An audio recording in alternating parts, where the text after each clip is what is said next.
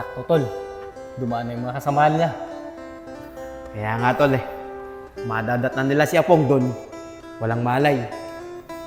Pero tara na. Baka mamaya, tayo pa mapagbintangan nila na gumawa kay Apong noon. Tara!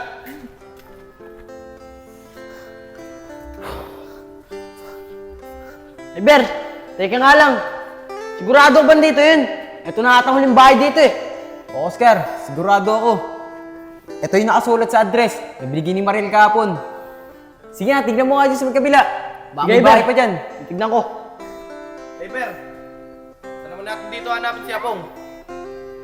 Pero hey Ber, tanong ka kaya muna dyan sa may bahay na yan. Tingnan mo, baka mamaya may tao Siguro na yan, tama nga. Tao po.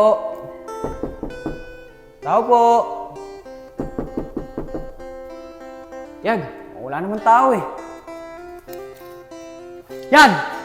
Siya po mo! Nakaiga! Apong! Apong gising! Apong gising! Ay Ber! Sino may gawa niya kay Apong?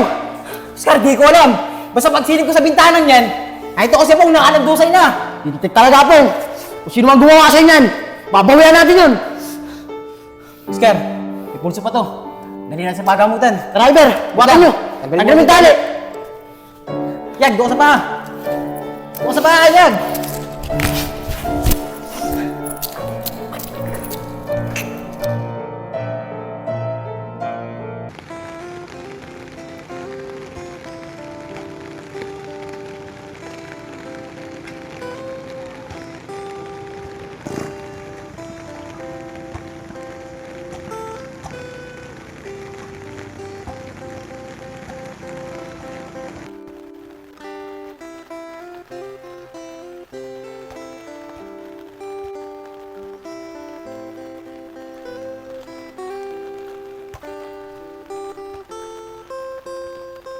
Nandito ka na naman pala. Magkakasakit ka niyan sa ginagawa mo Di ba sabi ko sa'yo, huwag mo na akong kausapin at huwag na rin tayo magpansinan. Bakit ba ang kulit-kulit mo? Sunod ka pa rin na sunod sa akin. Bakit ako sunod ng sunod sa'yo? Sige, aaminin ko na sa'yo. Gusto kita, dati pa. At hindi ko alam kung anong dahilan mo, bakit ayaw mo akong kausap. Gusto mo talaga malaman kung ano ang dahilan kung bakit ayaw kita kausapin? Ayoko kasi magkasiraan kami ng kaibigan ko. Ang dahil sa'yo. Ayoko din maulit yung nangyari sa amin dati. Nagkasamaan kami ng loob. At alam mo ba kahapon? Nakita namin si Apong. Nakalandusay. Binugbog siya. At habang binubuhat namin siya, pangalan mo ang binabanggit niya. Di ba sabi mo sa akin yung nakakaraan, gusto mo ako. Kung talagang tunay ang pag-ibig mo sa akin, paglalaban mo ako, kahit sa kaibigan mo. At handa kong iwanan ng lahat para sa'yo. At sana naman, ganun ka rin sa akin. Alam mo, Shane, madali lang naman sabihin yan Simula pagkabata, magkakasamaan na kaming apat. At marami na kami napagdaanan ng pagsubok sa buhay. At hanggang ngayon, magkakasamaan pa din kaming apat. At ayoko dumating sa punto na magkaiwalay-walay kami kung dahil lang sa isang babae.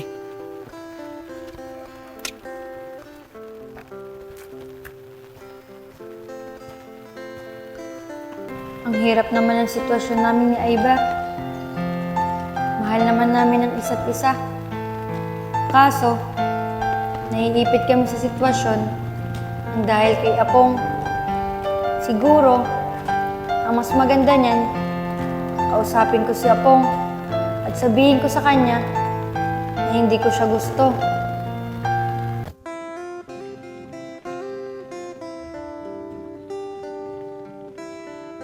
O Mariel, halika muna rito. Nababasa ka ng ulan dyan. Sige, Oscar. Pero anong ginagawa mo dito? Siya nga pala, nakita niyo na ba si Apong? Oo Mariel, nakita na namin siya pong. Kaso mo, may bumugbog sa kanya Pero okay na siya. Nagpapagaling na lang. Siya nga pala, ba't di mo kasama si Shane? Hindi pumasok si Shane Medyo masama kasi ang panahon. Pero okay lang. Half day lang naman pasok namin. Pero, totoo ba, Oscar? May bumugbog kay Apong. Hindi kaya yung dalawang lalaki na nagpunta sa coffee shop nun na nagpanggap na pinsan daw niya. Mariel, kung sakali ba makikita mo yung dalawang lalaki na sinasabi mo, mamumukha mo ba sila? Dahil hindi namin kilala yung sinasabi niyo pinsan niya Apong. Oo, Oscar. Kung sakali makikita ko sila, tandang-tanda ko yung mukha nila at hindi ko sila makakalimutan. Hey Mariel, tara na. Ihatid na kita. Baka lumakas pa yung ulan eh. Yayag, asa ba yun si Oscar? May importante ako sasabihin sa inyong dalawa. Mariel, Iber. tara na. Bisa mo, nababasa na tayo ng ulan eh. Mula kanina pa. Ganun ba? Ay Ber, Yayag, saglit lang ah. Ihatid ko lang to si Mariel. Pero muna ako na itong payag nyo. Nababasa kasi kami. Sige Oscar, balik ka agad ah. May importante ako sasabihin sa inyong dalawa ni Yayag. Sige tol.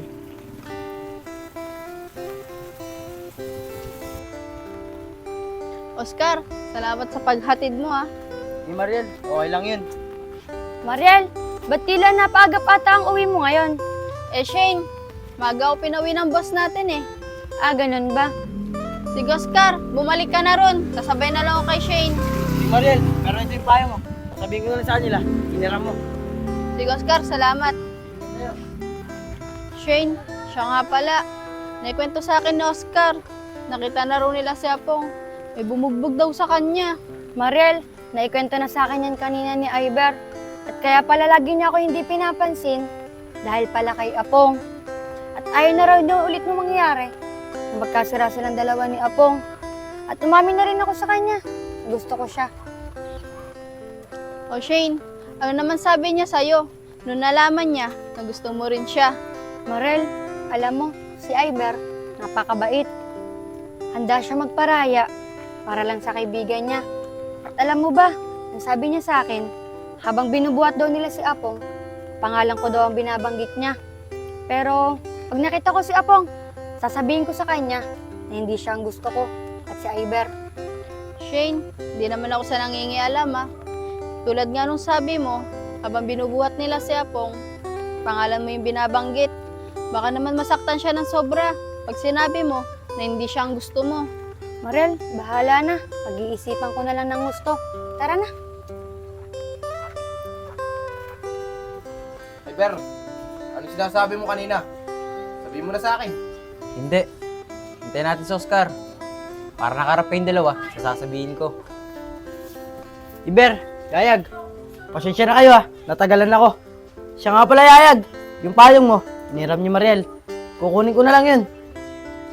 O Iber, andyan na sa Oscar. Sabihin mo na sa amin. May aminin ako sa inyong dalawa.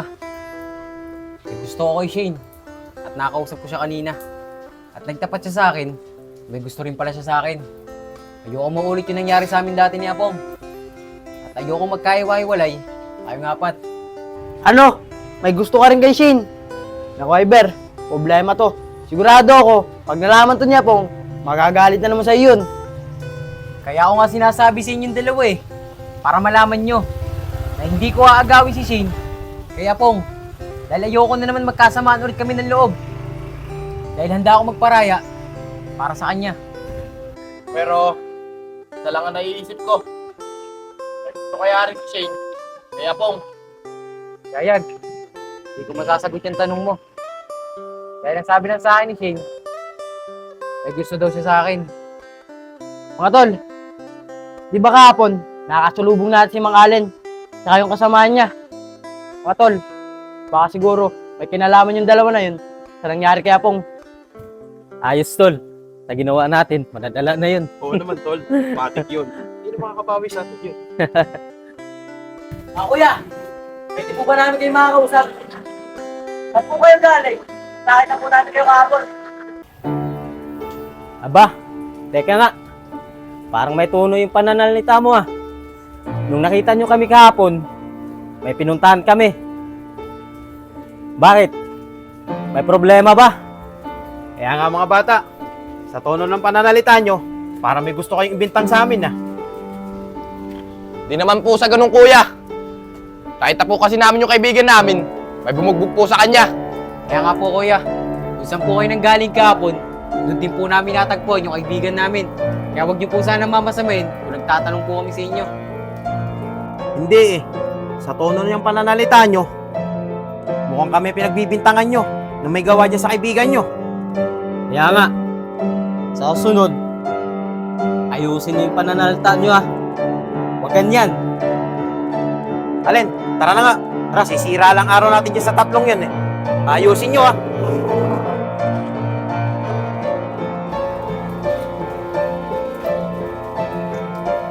Iber, Dayag, masama talaga ang kutob ko.